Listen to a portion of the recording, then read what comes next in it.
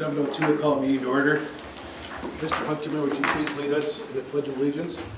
Pledge allegiance to the flag of the United States of America and to the republic for which it stands, one nation, under God, indivisible, with liberty and justice for all.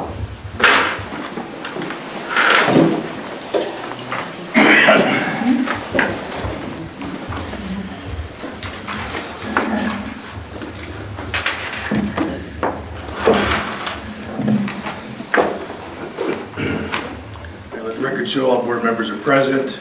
Mr. Board, has public notice been given? It has. We are working off of the revised agenda, which includes item 10F, which is the school board vacancy timeline. Public comment. Per policy 0167.3, anyone wishing to participate in the period of public comment must be a resident of the Richland School District, the parent or legal guardian of an enrolled district student, or an enrolled district student. Speaker is not permitted to make inflammatory comments, use inappropriate language or gestures, attack specific persons, or make a specific person the subject of their remarks. Please see policy 0167.3 for a complete list of requirements and restrictions. If a person is unable to adhere to these rules, they may be directed to end their comments. Mrs. Steele? None. Thank you. All right, reports. District Administrator's report. Okay, several things to share with the board and the public this evening. First of all, some dates that are coming up. This Wednesday, which is April 23rd at 6 p.m., we will have a special Buildings, Property, and Transportation Committee meeting that will be held here in the IMC, where we will have the bid selection for our intermediate school bid package, as well as IMC upgrades will be back on that agenda as well. That'll be a special meeting at 6 o'clock. Next Monday, a week from tonight, which is April 28th, we will have our board reorganization meeting. That will be at 7 p.m. All board members, not just our board members taking an oath that night, but all board members dress appropriately. We will be getting a group photo that evening, as well as individual photos for websites and updated ID badges. Okay, so please dress appropriately for that. If you have any questions, let me know. And then quite a ways out there, but again, just want to put it on your radar as board members. Graduation ceremony is on Sunday, June 1st. That is a week after the Memorial Day weekend. I know there have been times when it's the Sunday of Memorial Day weekend. That is not the case here this year. All board members are welcome. And again, we would love to have you sit up on stage with us as we honor our class of 2025. So that is on Sunday, June 1st. More details on that will come. Secondly, totally switching gears here. You may have noticed at our last meeting, our IMC here at the high school is completely renovated. That project is done, with the exception of just a couple of minor things. Those minor things, as we were doing the install, and we did a full scope and inspection of every single piece of equipment, there were a couple of panels that had some water damage to them. Demco was fantastic. They made note about it. They're going to get those panels ordered, have somebody come out and install them. You actually can't find any of them because they're in between the movable pieces, but we wanted to make sure that we had a product that was as it was intended to be when it was delivered, whether it was visually or whether it was visible or not. So anyway, that project is done, and I thought, just my own personal opinion, I thought it turned out wonderful. I know our students are getting good use out of it. Committee meetings. There are no, other than the special Buildings Property Committee meeting on Wednesday, there are no more committee meetings for the month of April. Those meetings were moved up to our April 9th meeting. And so those committees will not meet again until May. And our elected president, whoever that might be next Monday, they will be appointing folks to individual meetings. 1 or 2 committee members is typically what a board member would be assigned to. I would ask that you tentatively plan on Wednesday, May 14th is our first committee meeting for May. Okay, that's the Monday, or excuse me, the Wednesday following the board meeting. It's the same week. But I would ask that you hold that. We will plan on having committee meetings for May that night. And then during that night, when all of the committees meet, a chair will be elected, and then everyone can weigh in on dates, times, days of the week that work or don't work. This past year, it was able to work out where all 4 of our committees were on the same evening. If that works again, great. If not, and we need to make it work for our board members, then we certainly will do that. But we will have them all on the same evening on May 14th. Okay, so you'll notice that we are down 1 board member. At the end of last board meeting, Mrs. Dickman put in her resignation effective at the end of that night. And so what that means for the board tonight, okay, is 2 things. One, there's an agenda item later on that we'll talk about the timeline and how we're going to fill that vacancy. But I really just want the board to be aware of Robert's Rule of Order, okay, as it relates to voting, all right, because there's a greater possibility that we will have a tie in any given vote. Just remember that a 3-3 tie, or any tie for that matter, means that the motion does not pass, okay?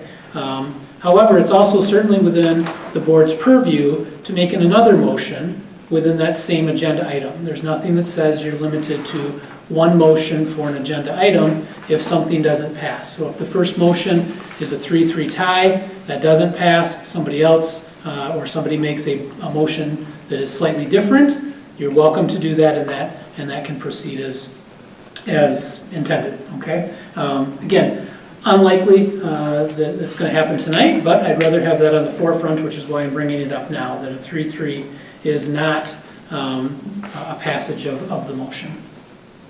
And then finally, last thing is just to honor a couple of board members. Mrs. Dickman did just resign. I see that she is in the audience here tonight. She will be getting a plaque and certificate. Robin Dickman joined our board in April of '23 and was elected. She served on a variety of different committees, specifically the curriculum committee, which is probably where her passion was. I don't want to speak to her, but I believe that was it. And then Mr. Huntemer, Neil Huntemer. Neil was elected in April of '22. He elected to not run for re-election this April. That position will be held by Brian Meyer with the reorganization. Neil's been held the position of chair of buildings and property. He's also held the chair of the curriculum committee and has been the acting clerk. And so while I do not have Mrs. Dickman's because her resignation was a little bit more abrupt, I do have a certificate that we would like to present to Mr. Huntemer, as well as a plaque commemorating the years of service that you've had on the board and the impact that you've had on the board, and to truly and sincerely, on behalf of the board, congratulate you and thank you for everything that you've done.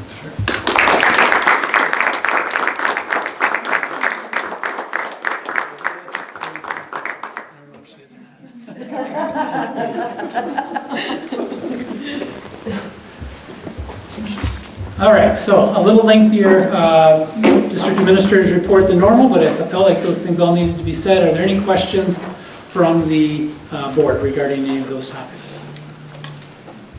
Thank you, and again, thank you to both Mrs. Dickman and Mr. Huntemer for your dedication to our school. Yes, and thank you from me as well. Board member reports.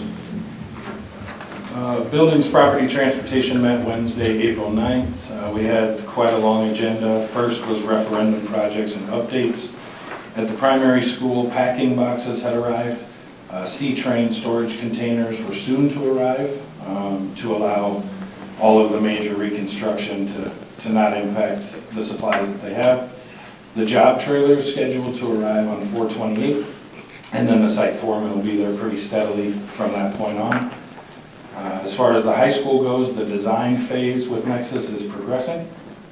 Item number 2 was the concession stand fire update. The engineering phase and insurance discussion was underway at that time. They did manage to get certain areas of power kind of peeled off so that they can be utilized. So baseball and soccer lights as well as the press box are running. Number 3, insurance audit. Just an update of continuing progress, fire extinguishers, eye wash on the tech ed department, repairs, things of that nature. Number 4 was an IMC upgrade proposal. which will have certain contingencies based on if we are on budget or under in the bid package to be opened this coming Wednesday at committee. And so you folks will have more on that later. Number 5 was the propane bids, which we pushed forward to last meeting, so that's been covered. Number 6, projected planning for summer 2025. It had to do with the cleaning schedule, and they basically do top to bottom, including polishing the floors, you name it. That should be completed by the end of July. Number 7 is on the consent agenda tonight, which is the sweep agreement, which is the contingency of local schools that share equipment. And number 8 was 2024-25 schedule at a glance. Next, the curriculum public relations met. Topic number 1 was the RCHS dual credit language. There will be some changes upcoming that you'll be looking forward to. Number 2, policy 5411, which deals with 3rd grade promotion and retention. More to come. Item number 3 was goals and priorities, and number 4 was 2024-25 schedule at a glance. The Personnel and Negotiations Committee met on April 9th. We discussed about board development and process for onboarding new members, different governance models, and also there's a Wisconsin Association of School Boards survey that can help with that board development as well. We also discussed the 25-26 budget update that's coming more into focus as we get more and more numbers. The biggest unknown that we have are the wages and then the health insurance, which that information will be coming forward soon. And then the health insurance renewal benefits. USI is in negotiations, and the initial report was that it would be a 9.9% increase. Currently that's at 7.9%. It was negotiated down. We're hoping to have that number still come down, but there are some contingencies and other opportunities that we have to help reduce that potential increase as well. And then we also did the schedule at a glance. Our policy committee met that same evening. We discussed policy 5851, which is school events on Wednesdays, Sundays, and holidays, which will be discussed this evening. Policy 3432 and 4432 that are employee reimbursable leave, that will be presented this evening as well.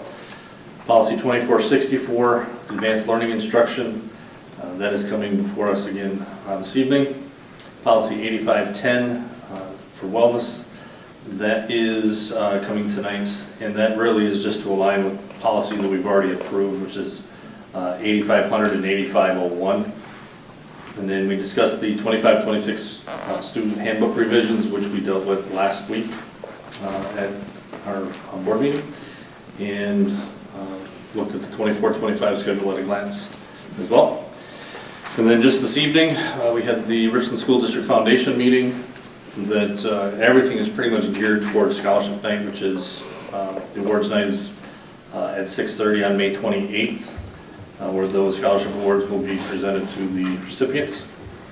And we're working through just a few different items that, like Fine Arts Hall of Fame, we're still in discussions with that, and that has been pushed off until our June meeting to make sure that we can get through the scholarship things that are happening.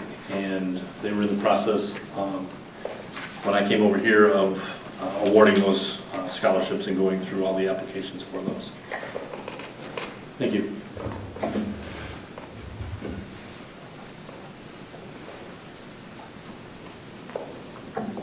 You have the floor. I think we have one more board member report, yes.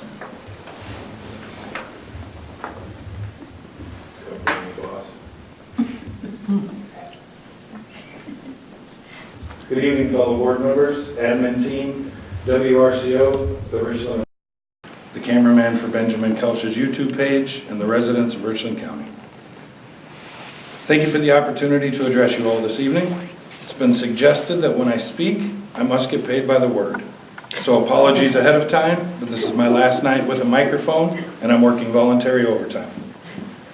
My school board journey started at this very podium approximately 4 years ago, when I was just a frustrated parent and began speaking out during public comment about things like COVID masking and lockdowns, and my opinions of the negative direction our school district was headed. So needless to say, it's people like me that are partly responsible for the new 3-minute public comment rule. I'm sorry about that. But I thought it would be appropriate to bookend my journey by addressing you from this same podium on my way out. There were a number of issues that were plaguing our district 3 years ago when I was elected to the board. We had declining enrollment, district report cards were down, as well as a perceived lack of honesty, transparency, and accountability for the direction we were headed. In addition, we had many tired and deflated employees in all buildings and departments, and a pay scale that left much to be desired for our dedicated staff. Over the last 3 years, I've been privileged to play even the smallest of roles in some of the transformations that I believe this district has undergone. I'd like to speak to some of those changes and positives. Starting with our primary school, Mrs. Hardy, you've always done an excellent job leading your dedicated staff. Coming off of COVID, I was told the littlest learners were most impacted and therefore added difficulty to the primary school to endure and correct. The results have been wonderful to witness. Thank you to you and your staff for your caring efforts and building the foundation from which our children's futures will grow. The intermediate school, Mrs. Brown and her staff have faced many hurdles, including a shift from a middle school to an upper grade elementary school, challenges that included teaching different age students than before and acclimating them to new surroundings and class rotations. Job well done to you all. Keep up the positive trend, and congratulations on the astounding 77 on the most recent district report card and 4-star rating. As for the high school, as a disgruntled parent upon arriving, I was not shy about expressing my feelings and frustrations. There were a lot of changes made in this building. Multiple personnel changes and additions were made to better delegate tasks and responsibilities. To those I was initially most critical of, Ms. Selby and Mr. Bosworth, I thank you for being patient with me over my time here. While I had not always made things the most comfortable, I appreciate each of your value and experience you bring to this district. Commend your willingness to continue to improve this district when I'm sure other opportunities existed that didn't include a loud and opinionated school board member. This is tough up here, sorry, yes. To Mr. Lemke and Mrs. Perkins, as well as Ms. Selby, I'm a big fan of the improvement our high school building's seen over the last few years. There's a different vibe in the building more and more each year, and with the amazing staff housed in these walls, we've become a destination high school, and a recent 70-point report card with a 4-star rating reflects that. Keep up the great work. Dr. Johnson and Mr. Josem, your responsibilities are a tall order, but you both meet the daily challenges head on, and we're better for having you as part of this district. As for Mr. Board, I have a special appreciation for the way you've handled yourself and this district under difficult circumstances. It was challenging, I'm sure, coming in mid-year as an interim administrator while continuing to run the business office and through the multiple stages of the delayed and drawn-out interview and hiring process. We were headed for difficult times, both results-wise and fiscally, and a downward spiral seemed to be inevitable. But through your leadership and with the help of your cabinet team and all of our staff, we now have increasing enrollment numbers, recently the huge capital project referendum approved, as well as significantly overdue raises for our wonderful staff, which will help provide the tools and resources to keep the positive trend moving upward for years to come. We've created a partner school for an alternative education that's growing and thriving. We also now offer multiple different methods of learning, including offerings in the school within a school concept and the upcoming revamp of the online platform. We've seen major changes to curriculum and started a teacher pilot program to redefine how teachers educate, just to name a few highlights. In closing, I'd like to thank my wife and children for their sacrifice to allow me to spend so many nights in meetings, and the countless hours of chatter at home about the district and who said what about a water fountain or a litter box that never existed, by the way, for the folks watching at home. Also, thank you to my fellow board members, Ms. Troxel, Mr. Umbian, Mr. Bailey, Mr. Van Landijk, and Mr. Dobna for putting up with my late night rants and allowing my motor mouth to run at peak performance. Additionally, thank you to past members Paul Corcoran, Lacey Sobronic, Grant Worthington, Melissa Wirtz, and Robin Dickman, for some helping educate me on policy and for others teaching me patience.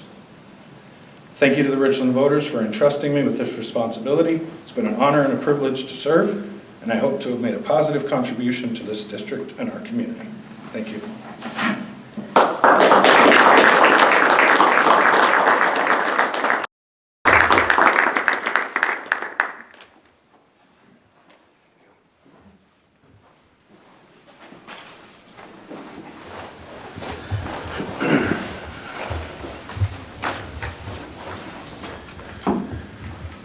Okay, Public Relations and Communication Report. All right, hopefully you got an opportunity to watch in advance the three presentations under the 2 agenda items. The first one was from our Director of Marketing and Communications, Carrie Stoltz. She talked a little bit about social media, how that had increased, I believe it was about 20%, a little over 20% in the last 14 months. Also talked a lot about family and community engagement and some of the plans moving forward. Ms. Stoltz is here tonight and is welcome to answer any questions that the board may have. It's a tough act to follow if you step up there, so. She's tougher than I am. I think you're doing amazing, by the way. Thank you. We think you're doing amazing. Okay. If you do have any questions that come up, if you didn't get a chance to watch it in advance, please shoot those questions my way, and I'll be happy to work with Carrie on getting some answers for you. But thank you. Sting report? Okay, so similarly, there are actually 2 presentations, since we do have the STING program at both the intermediate school and the primary school. Our STING program actually runs for students through grade 8, and so if we do have 7th and 8th graders that want to take part of that program, then we do make sure that they have transportation down to the intermediate school. So Sue Sharp is our director at the intermediate school. Her presentation, she focused, initially they had about 80 registered students. They have about 35 that come consistently. That's a little under our target of 45 that we're hoping to have. Both her and Clarissa mentioned problems with staffing. Sue mentioned in particular problems on Wednesdays with staffing. We have a lot of students, but yet because most of our staff are partaking in the PLC process, we don't have access to them in the STING program. And then Clarissa Veith was the other presentation. She's our director at the primary school. She talked about weekly classes and enrichment that they have, yoga, art, and agriculture. Talked about some of the different things that they were doing in those programs. Family nights are being planned. She mentioned that there's one last family night opportunity that's being planned for sometime in the month of May. She showed a graph at the end about attendance, and again, similarly to the intermediate school, our target line is a little bit higher than what our actual line is. Our average number of students per day is down a little bit more than what we would like, and so we're going to have to continue to work over the course of the next year and work with the folks that facilitate the grant at the DPI level and trying to encourage families, make sure that everyone knows that this is something that's available. One of the things that they're looking to do is decreasing the number of days that it's offered to 4 days a week next year for the next school year, and that would go Monday through Friday. They find that there's a distinct decline in attendance on Fridays, which then brings down our average daily attendance. And so that's something that we're exploring. And then you may have heard them both mentioned also about our vehicles. Those are some things that the Traverses that are purchased through the STING program, some things that they are exploring in terms of whether or not they're needed with the current clientele that we have and what the next year's enrollment looks like. That's something that we'll be talking more internally about, certainly with the help of our business official, and what implications that may have with the grant as well. So nothing definitive at this point, but just some progress. Ms. Sharp is here tonight, and if you do have any questions regarding Sting, Lisa's not here, but or Clarissa, but we'll try to get those answers for you if you have questions. Anything from the board? Seeing heads shaking. Okay, thank you. Thanks to both of you for all that you're doing, and certainly Mrs. Brown and Mrs. Hardy for helping in those buildings as well. Thank you. All right, on to the minutes. Is there a motion to approve the prior meeting minutes of April 14th, 2025? So moved. Motion made by Mr. Billion. Is there a second? Second. And Ms. Troxel, discussion? Mr. Billion? Aye. Aye. Aye. Aye. Aye. Aye. All right, on to financial items, approval of statement of cash and invoices. I move we approve the statement of cash dated April 17th, 2025, and approve Community First Bank General Checking Accounts checks number 87170 through 87198, ACH number 242503047 through 242503080, EFT numbers 202400152 through 202400158, for a net total of $461,760.98. This is for the purpose of general operating costs of the district. Motion was made by Mr. Doudna. Is there a second? I'll second. Seconded Mr. Huntemer. Mr. Bosworth, anything you want to point out or add? Yeah, I'd point out one thing tonight about on the invoice attachment on page 2, about halfway down. It says Town of Marshall tax chargeback $1,541.51. In board docs, in the administrative content, I put a couple of documents in there. What happened was some property was reclassified. I think the owners thought it should have been classified differently, and the Department of Revenue agreed with them, and so they were assessed more than and taxed more than they should have been. So then the entities, the school district, the county, the township, they have to pay back the excess taxes. So that's what that bill is for. Thank you. Discussion? Mr. Van Landijk? Aye. Aye. Aye. Aye. Aye. Aye. All right, Mrs. Steele, consent agenda items. Motion to approve the consent agenda items. Motion to accept the recommendation of Building, Property, and Transportation Committee and approve Richland's participation and fee of $250 in the Sweep 1 and Sweep 2 agreements for 25-26 school year. Motion to approve the extended contract hours for summer 2025 as presented. Motion to accept the resignation of Deanna Golkanier as an early childhood teacher at the conclusion of the 24-25 school year. Motion to accept the resignation of Diana Janacek as the Richland Center primary school teacher at the conclusion of the 24-25 school year. Motion to approve hiring of Ashlyn Coleman for the 25-26 school year as a second grade teacher.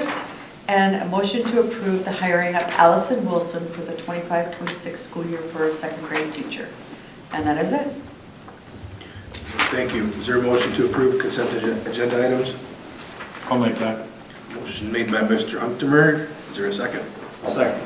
Seconded by Mr. Van Landijk. Okay, thank you. Discussion? Mr. Doudna? Aye. Aye. Aye. Aye. Aye. Aye. On behalf of the board, I want to welcome each of our new staff members who will be joining our Hornet family. We are excited to have you. In addition, I want to extend our best wishes to those who are retiring or resigning, and thank you for your dedication to our school, students, and community. Is there a motion to approve the modified agenda? So moved. Motion by Mr. Billing. I'll second it. Discussion? Mr. Huntemer? Aye. Aye. Aye. Aye. Aye. Aye. All right, information and discussion items, district vacancies and appointments. Okay, so we do have one position still posted for this year. We did have a resignation for our high school administrative assistant, and so that position has been posted. We are currently in the process of interviewing applicants, and so we're hoping to have someone in place here at the front desk of the high school office. In the near future, we may have to bridge a gap there with a sub for a short period of time, but we're optimistic that we'll be able to get somebody here relatively quickly. All of the other positions are listed in the second table, and that's essentially effective for the next school year. 2 of those teacher positions you just approved on consent agenda. We do have 3 more that are ready to go to the board meeting at the next board meeting. So my guess is you're going to be seeing a lot of hiring here in the next couple of board meetings that we have. All of the other positions are closed in terms of the hiring process, the opportunity for applicants to apply. That deadline is passed, but all of those positions are at various points in the hiring process. Some of them literally just closed last night at midnight. Some of them have been closed for a while. And so we will be reviewing applicants, going through that interview process. And as I mentioned, anticipate that many of them will be coming back at that May 12th meeting to be filled. And then all of the co-curricular and support staff assignments are continuing to grow that list there in the bottom 2 charts at the bottom. So, any questions on any of the vacancies or appointments that we have? Okay, thank you. On to action items, summer school 2025. Okay, so this was something that's an annual agenda item that comes for the board to review for our summer school. This year's summer school is a continuation of this school year for most purposes. This has gone to our Curriculum Assessment and Public Relations Committee, as well as, to approve the summer school positions as presented. I will make just one small note that while everything other than the dates is basically status quo, we'll do summer school up here at the high school, certainly while the construction at the primary school is happening, but even the intermediate school, we do have air conditioning in this building. Individual tweaks to how the teaching is being done. We're working with Simons to see if maybe we can get some students to get down and do some swim lessons. Those are programmatical changes that may or may not happen that are just part of the everyday teaching, not necessarily something that the board would weigh in on. But I guess the point is we're trying to figure out as many ways as we can to entice students and families to attend summer school for the enrichment opportunity that they have to increase their curriculum.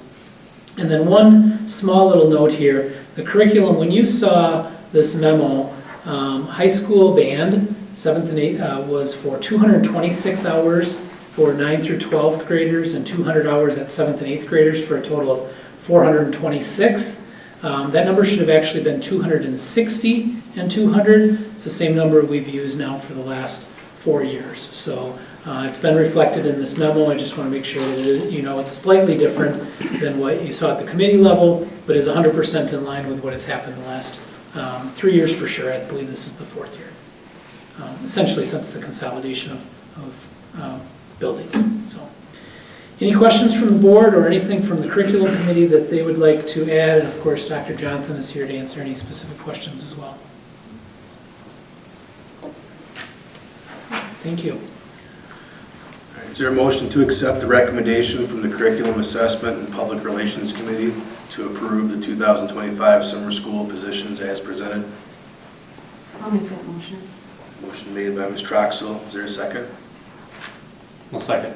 Seconded, Mr. Bailing. Discussion? Ms. Troxel? Aye. Aye. Aye. Aye. Aye. On to policies 3432 and 4432, employee reimbursable leave. Okay, so this is a recommendation from the policy committee as we are getting ready to do handbooks and review employee policies. This was a policy that was omitted in changing when a year ago the board, maybe 2 years ago now, when the board changed to a personal time off PTO allowance as opposed to two separate banks of reimbursable and personal days. In the old days, employees would get so many reimbursable days and so many personal days. Now they just get one pot of personal time. And therefore these policies it was revealed that they're actually not in compliance with what we actually do because we don't offer employees reimbursable time. We offer them personal time, and then unused time that they have at the end of any year gets transferred to the reimbursable bank that they can use for more specific things. So policy 3432 relates to teachers and certified staff. 4432 is our hourly and support staff. They're the same policy. We're simply asking for that verbiage that a term employee working more than 20 hours a week shall be entitled to 9 reimbursable leave, that is removed from each of those policies because they're already getting that in personal time. Any questions from the board on that? Thank you. Is there a motion to accept the recommendation from the policy committee and accept the revisions to policies 3432 and 4432 as presented, effective immediately?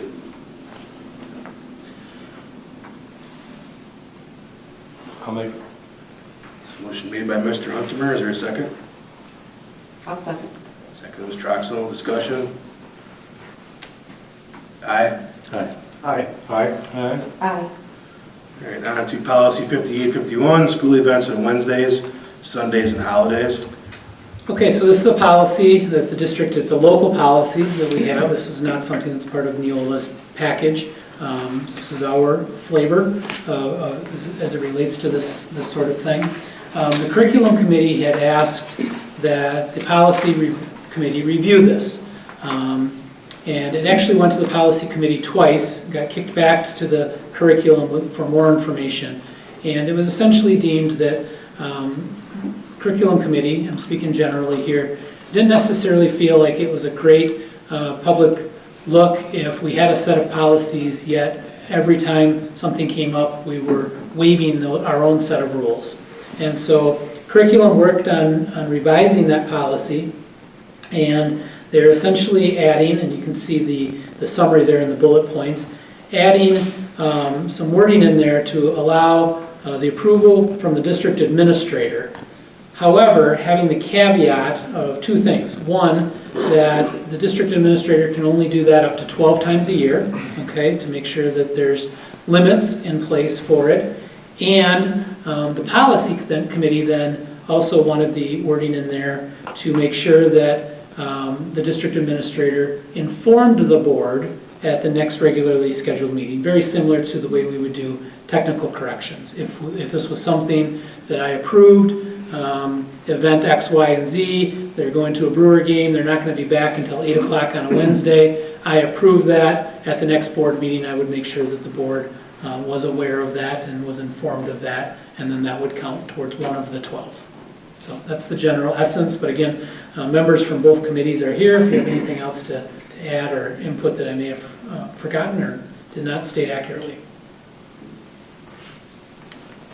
I'd add we were told historically about 12 is kind of what it gets to at a maximum on any given year.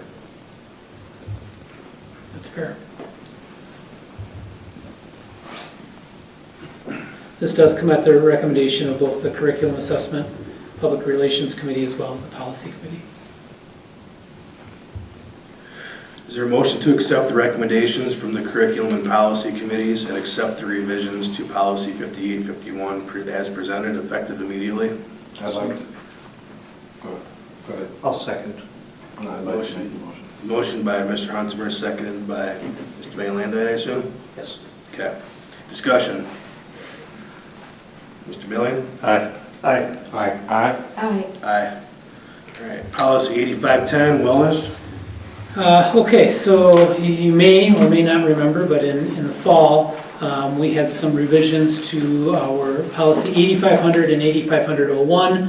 This were policies related to our food service program. Right before spring break, the 3rd week in March, the DPI, it was up for our 5-year food service audit review, not annual review, 5-year review from DPI. Their primary focus was up here at this building, the high school building. But one of the things that they checked was to make sure that the wellness policy aligned with the food service policy, okay? And they found that they did not align exactly with that. Now, this is something I highly anticipate Neola would have gotten in their next round, but we just had this audit, and so the revisions, the proposed revisions that are being made in 8510, our wellness policy, under the proposed revisions, they would align with what the board has already approved for the food service policies, 8500 and 8510. There was nothing that went the other way. It all went to align with the policies that the board had already approved last fall. But that's what these revisions are for, to align with that policy, those policies. And this also came at the recommendation of the policy, so again, if I missed anything, jump in. Okay, thank you. All right, is there a motion to accept the recommendations from the policy committee and accept the revisions to policy 8510 as presented, effective immediately? So moved. Motion made by Mr. Billion. Is there a second? I'll second. Second, Ms. Troxel. Discussion? Mr. Van Landijk? Aye. Aye. Aye. Aye. Aye. Aye. Sorry. IMC upgrades to RCPS and RCIS. Okay, so this was something that I mentioned in the district administrator's report, that the IMC upgrades here at the high school have been completed. Demco was the vendor. They came in and installed everything. We certainly had some things that we had to do internally as far as moving books, things like that.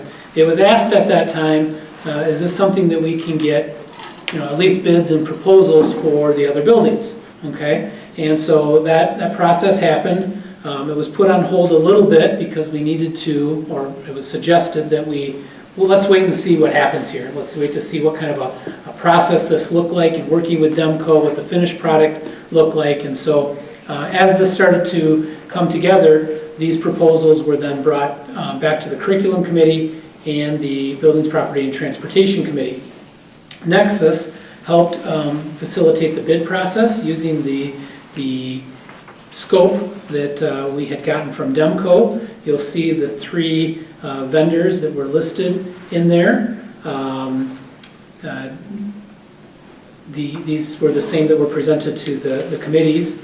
And so one of the things that had been brought up is that there's going to be some significant construction being done at the primary school this summer. And how would this fit in? Does the timing even work? And so at the April 9th Buildings and Property Committee, I brought back the information. You'll see that in bold in the memo. After exchanging emails with reps from Demco, they stated, if the order is finalized by the end, this is a quote, if the order is finalized by the end of April and the down payment is received, we would be able to deliver and install by late July or early August. To ensure this timeline, the latest date we could finalize everything would be the first week in May, though that would be a tight time deadline, end quote. And so at that time, then the Buildings and Property, they were a little skeptical. Again, I don't want to speak on behalf of them, so I'll jump in if I'm not interpreting the thoughts correctly. They wanted to know with the big bid package for the intermediate school coming in this week, they'll be selected on Wednesday, they wanted to make sure that we weren't taking on a project of upwards of $370,000, only to find out that we are $500,000 over budget, for instance, at with the bid packaging of the intermediate school. And so while both committees did endorse going with Demco, and if we can do this, especially at the primary school this summer, Nexus and Demco could coordinate the install to make it work from a logistical standpoint. But the motion that Buildings and Property had made was that the proposal be contingent upon bid package number 2, which is the package that they're going to be selecting on Wednesday, that comes in at or under budget. Okay, so that if it's over budget, we would not partake in this. And then the idea there with funding is because there was just a relatively small allowance of about $12,000 for some furniture in the intermediate school referendum portion. The four funding mechanisms, likely in order would be that, one, if there's enough savings from all of the bid packages throughout the entire referendum project to pay for it, that'd be the first option. Two, that even if bids come in at or a little over, if we've still got money left in the contingency funds throughout the entire project, that be used next. Thirdly, to look at those bond proceeds, which we anticipate being right around 1.2 million. There's no earmark for those at this point, so that money would be available. And then worst case scenario, the board has plans for all of those, or we have to use those mechanisms just to get the projects done, that the general fund balance would be used for that amount of $372,000. The motion says cost not to exceed $380, just to make sure that we have a couple $1,000s of shipping costs, or we forgot an end cap, or just something like that. And it was very similar to what we did at the high school. So it's a lot of information, but the hope would be that then all three of our IMCs are fully upgraded, fully furnished with 21st century learning for our students, and again, getting an idea of what the high school looked like as kind of a benchmark. Any questions or anything from the committees? I know this went to a couple different committees a couple different times, so just jump in if there's anything else you'd like to add. Can you give a quick recap on the fund balance? You say it's the worst case, but can you let everybody know what the current percentage is, what it would whittle it down to, and what is a healthy recommended percentage, please? Yeah, and Mr. Bosworth, jump in here if I stumble with words or say something inaccurately, please correct me. I believe Marissa Barr from Johnson & Black stated at the last meeting, when she gave the presentation, she gave the exact dollar amount that translated to a 25% fund balance. Our policies say that we should have 20. And again, Mr. Bosworth, jump in. When we went through our Moody's rating, they deemed us to have a very healthy fund balance as well. So my guess would be, reducing it by $400,000 in that worst case scenario would not have any real adverse effect on how people deem us in terms of creditworthy, and certainly not put us in a position where we have to short-term borrow. But I'm going to look at our business official to answer that if he's in a position to have that information. Do you concur with that? Generally, yes. And I believe your numbers reflected 25% as mentioned, and 23% is as low as it would go with this expenditure. I believe that is accurate. More than 23 point something. Thank you. Which is still higher than where it was 2 years ago or 3 years ago as we tried to grow this. Oh, there it is, 23.2. Thank you. You read the memo. Yes. I wrote it. So with the way this chart is listed with Demco having the asterisks, I'm assuming that the Building and Property Committee is recommending Demco as the contract for that. Yes. Were there significant differences, especially just seeing that the last one's UEI is almost half the cost? I would assume that there are some significant concerns. Yeah, I believe Mr. Jones had said, or through the Nexus contacts, they have not had a lot of experience with that company. Whereas Demco, lifetime warranty, and I don't know if the second company was also lifetime, but it just seemed like since we have a friendly relationship, it's good business to return. I'll piggyback on that. Nexus did recommend that they were very concerned that not all of the specs and or warranty and or quality were being met in the bottom package from EBI.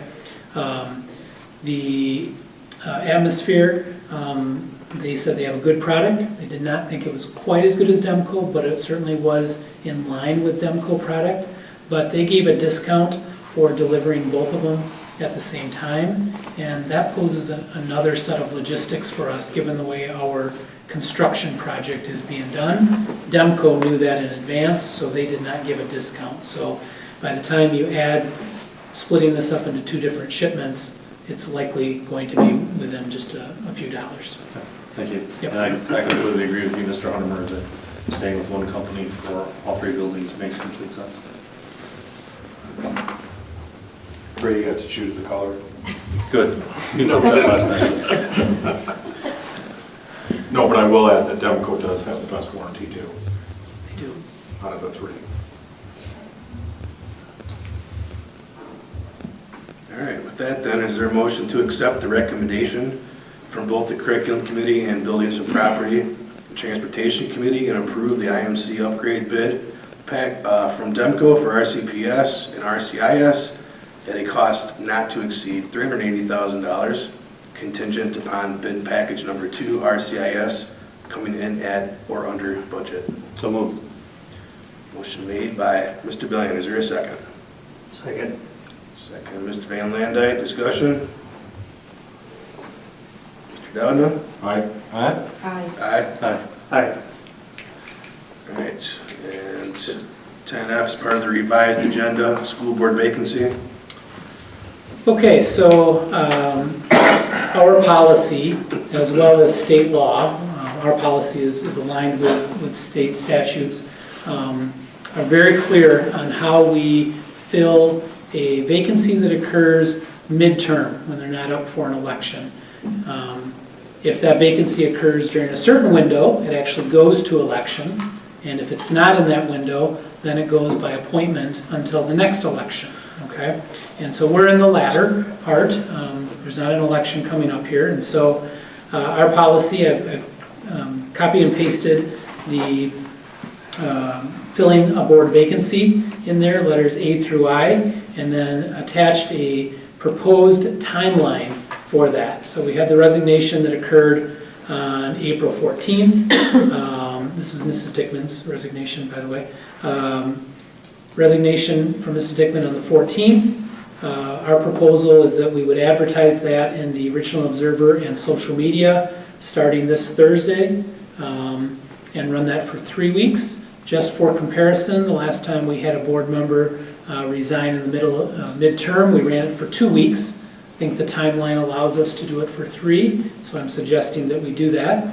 We would ask that anyone who is interested have their declaration of candidacy paperwork back to the district office by 4 p.m. on Friday, May 9th, and then we would invite all applicants, anyone who had applied, to attend our board meeting on May 12th, and we would have an agenda item on our regularly scheduled board meeting for the board to interview the candidate or candidates and then take a vote accordingly.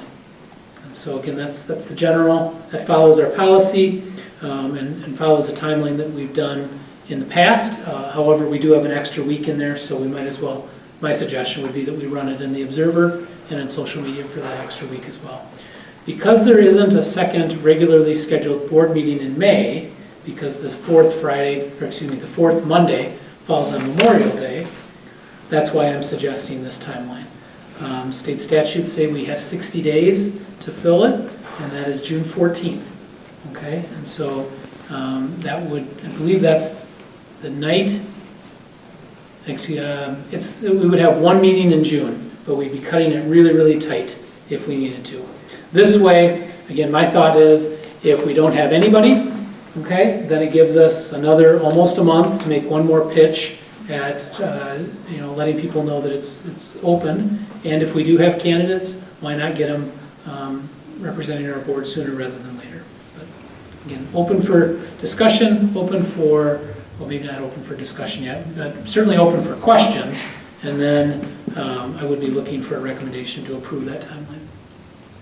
Can you tell the world who's eligible to run for that specific seat? This is an at-large position, so this could be anyone. Good question, thank you. And would you repeat the last two dates, May 7th? May 9th would be the deadline, that's a Friday at 4 o'clock That's to get the forms in. to the district office, yep. And then the board, at their regularly scheduled meeting on Monday, May 12th, would interview the candidates. And I anticipate a very similar process than what we've done in the past. If we have more than one candidate, the public and the board and everyone can stay in here, but we would have the candidates not being interviewed, escorted to another room, interview each candidate, not in the presence of the other candidates, as we go through them, and then have the board vote. Thank you. Yep.